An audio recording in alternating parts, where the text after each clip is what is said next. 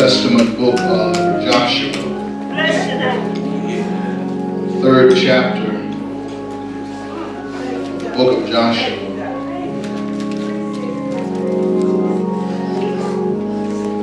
Joshua, chapter number 3, beginning at verse number 1. I want you to be mindful of the whole chapter because I need to give you this whole thing today. Reading from the New King James Version of the Bible, Joshua chapter number 3, the text reads thusly.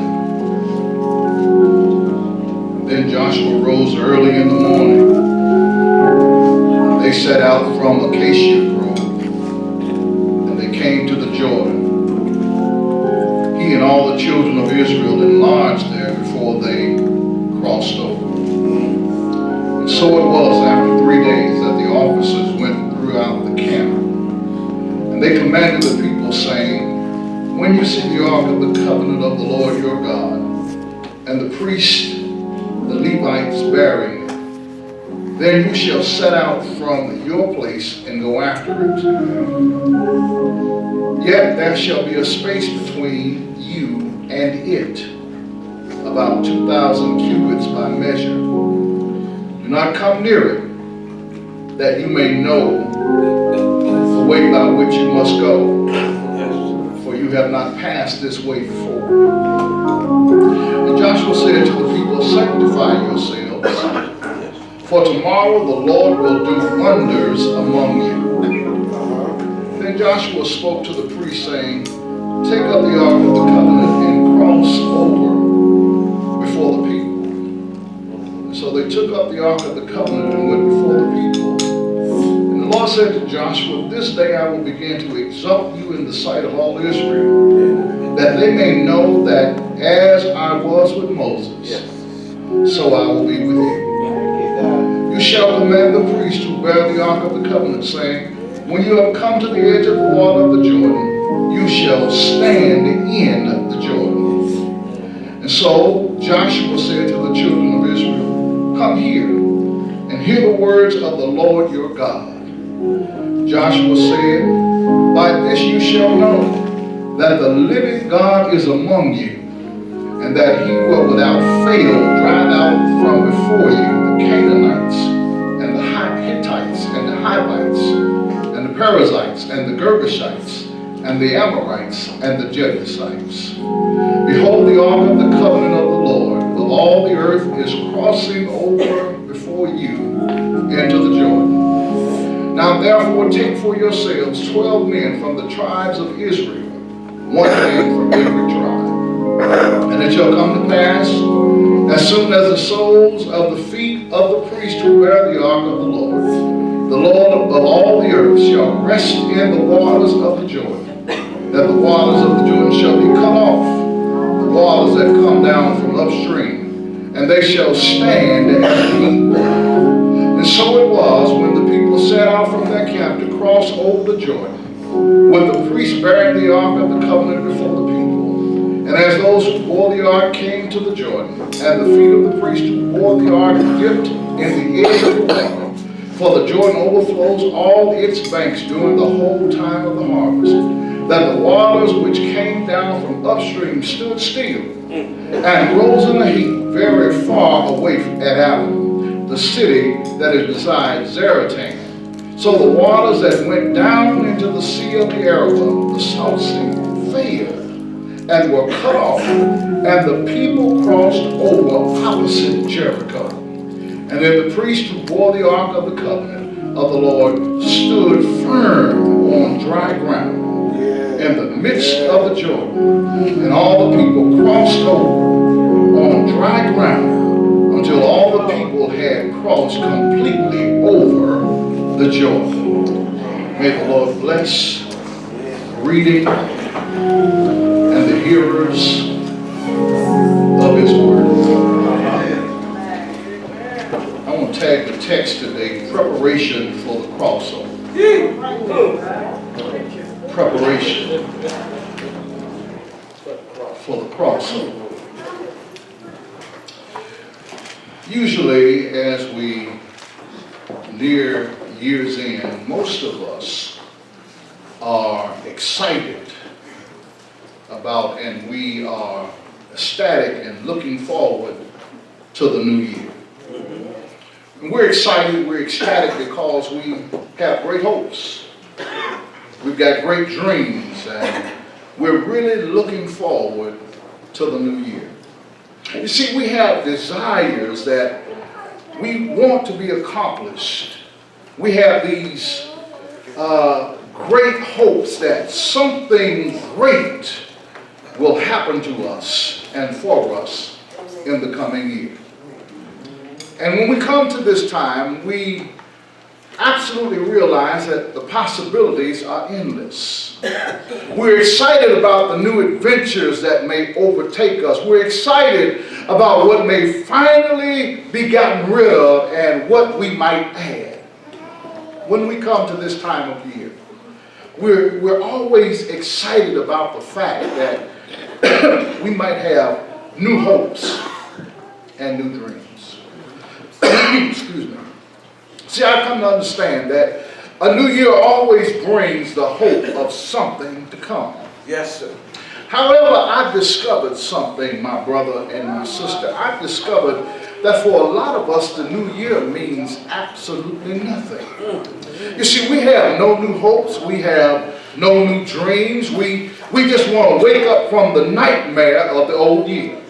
And for many of us, the new year is just the start of another day, and the only difference is that it has a new number behind it. The thought alone that we are not excited about a new year prompts me to wonder, how can I help those who stand at the end of an old year peering in the bright face and the future of a new year with no hope? How can I help those who are about to venture into 2019, but they don't know where they're going? What can I say? What hope can I give? What encouragement could I share to help you move into the expectancy of a new year? What could I give you to stabilize you? What could I give you to prepare you to cross over into a new year so that you might get the maximum benefit of what God offers? Well, when I began to ask those questions, surely God gave me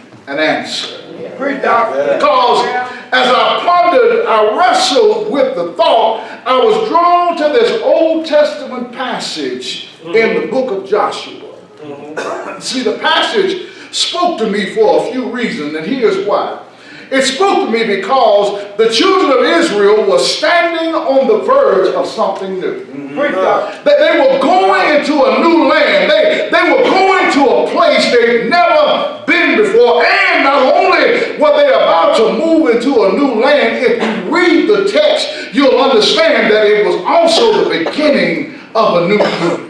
They had great hopes. They had great dreams, but they also had a whole lot of uncertainty. Yes. And here's what I found interesting about the text. Even though they were looking forward to this day all of their lives, before they could get ready to receive all of the stuff that was promised them, God had to give them some instructions about crossing over. Yeah. See, what happens is God recognizes, yes, I'm about to do something new. Yes, I'm about to help you to go where you've never gone before. But before you get there, I want to give you some words of encouragement. Before you get there, I want to help you deal with the rigors of a new situation. I want to help you deal with the doubt because you've been waiting for this.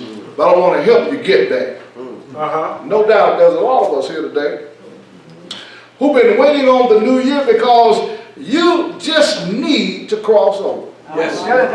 You've had enough of 2018. Yeah. And you're ready now, desiring a new situation. Yeah. But before we go there, let me leave you some instructions. Before you get ready ready to run ahead. Let me just stop you and prepare you for what's to come. Because here I found something interesting. Joshua gave the instructions to the children of Israel, and they were good for them, but those same instructions are also good for us. Because many of us are about to move into a place we've never been before. Many of us are about to take new ground. Many of us are about to go somewhere we've never gone, never seen. And we need to understand that where God is about to take us, you need to understand how to deal with where you're going. All right.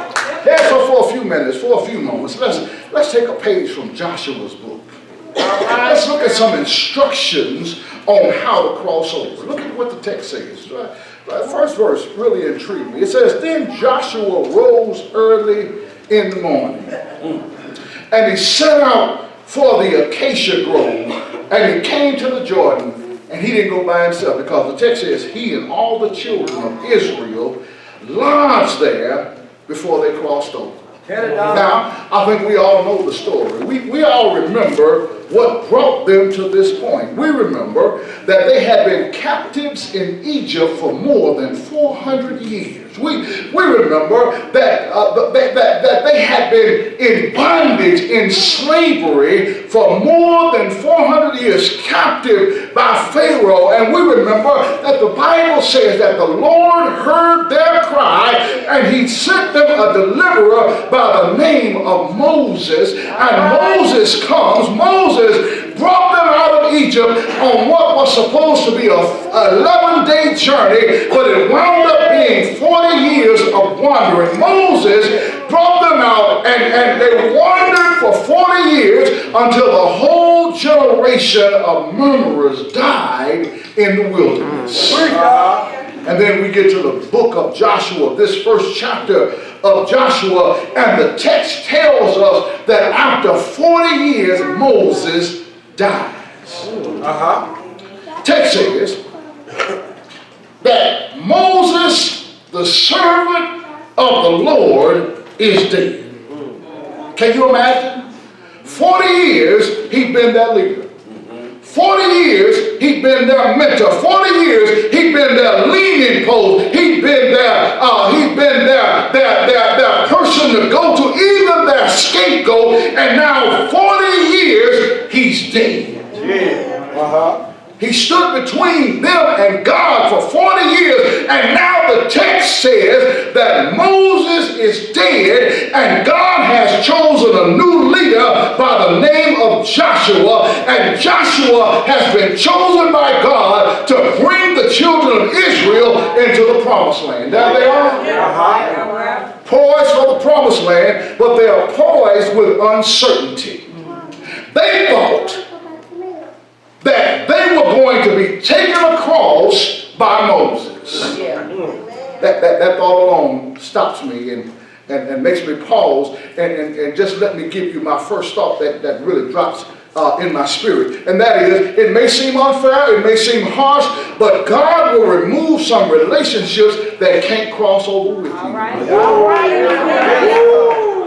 See, doesn't it seem strange that just as they were getting ready to cross over into the promised land, God removes the one who brought them this far in the junction? I mean, Moses has been with them 40 years, and now all of a sudden, Moses is dead. God replaces Moses with a boy by the name of Joshua, and the text says and reminds us that we got no indication that Moses was sick. Because if you read Deuteronomy, it says that after 120 years, Moses was just as strong at 120. His eyes were just as good as they were when he was 40, but God strategically moved Moses out the way and replaced him with Joshua because Moses couldn't get them across the Jordan. Need I say that the Lord often, when we get to the year's end, he often makes us evaluate our relationships. Yes, sir. We have to stop and think about our rituals, our rigors, and we have to recognize that there are some things and some people who can't go into the new year with us. You know, sometimes we take too much baggage. We carry too much stuff. We drag too many folk who are kicking and screaming. And sometimes God is trying to remind us that you need to leave some stuff behind. And so, for some reason, we think we need to take them. We take them because they seem to be a comfort to us. But notice the shock of Israel when Moses died. They were upset. Their journey was incomplete, but I gleaned something from that. Everything and everybody can't cross over with you. See, when you evaluate your fellowships this week, you need to stop and you need to make a list. And you need to say, are they a benefit? Come on. You need to understand that there are some people that can't carry you to the next level. That's right. I know that's hard on us because the problem is they keep you from growing. They keep you from walking in faith. Yes, they were good while they were down, but they can't carry you where you got to go. Let me tell you about Moses. Moses was their mentor for 40 years. Moses was their deliverer for 40 years, but for 40 years they didn't grow in faith. And it wasn't until God moved Moses out the way that the children of Israel walked in faith. I know you can't shout on that, but sometimes God has to move what you've been leaning on out of the way for you to get where God's trying to get you there.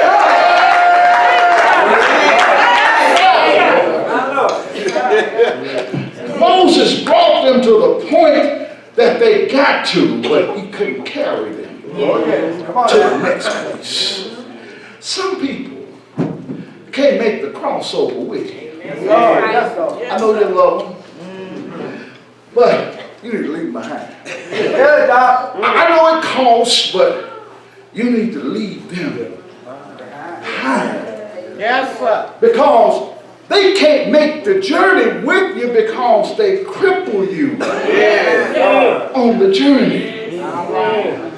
God had to move Moses so that he could bring in Joshua. But that's the first thing I saw. But here, notice that as they prepared to cross over to cover new ground, that they recognized that some folk couldn't come with them, but they understood something else as I read the text. You see, when you get to this point in your life, when you get to this place in your life, you recognize that, yes, some folk can't go with you, but it ought to be a time of celebration. That's a little instruction. Now, watch this, because the text says that Joshua got up in the morning. And they were headed to the Jordan. And when they got to the Jordan, they stopped before they crossed over. Now, I want to set the scene for you because here they are now. They've been 40 years trying to get to that point. And Joshua says, after he sent out 2 spies to go check out Jericho, and after they come back, and they said, all that God said was good.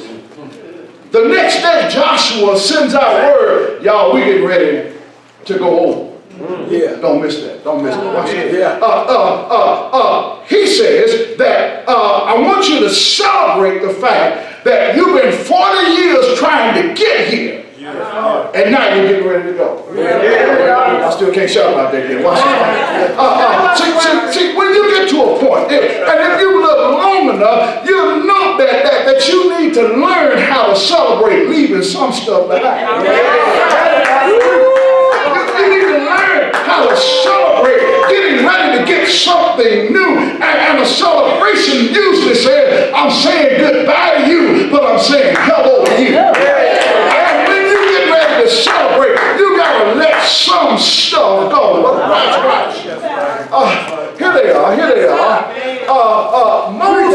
is dead. The mourning period is over. They're back on the road again. They're getting ready to go to the promised land. They're excited because the trumpets are sounding. The day arises bright and clear, and they're going into something new, and they're excited about the fact that God is getting ready to take them where they've never been.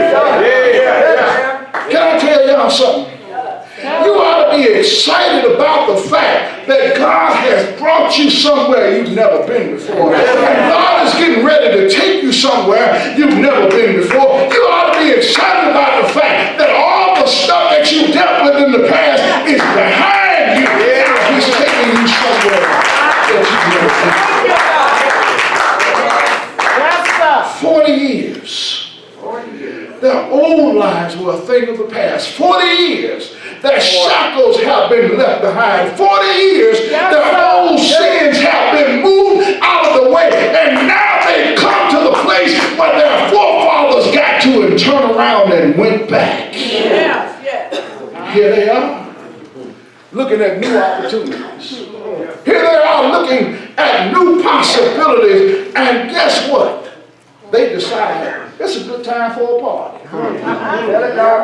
And you know, ain't nothing wrong with a little party. Nothing wrong with a little celebration. Nothing wrong with the Lord having brought you through 365 days. Because when you get to that point of crossing, it ought to bring hope. It ought to bring joy. It ought to make you sing a new song. Yes, sir. They were excited. We should be too. But I got something else I need to show you. Because the text goes on. And it says, after 3 days. So y'all missed that like I did. Y'all missed that like I did. You see, before you cross over, you always have to deal with some critical crisis.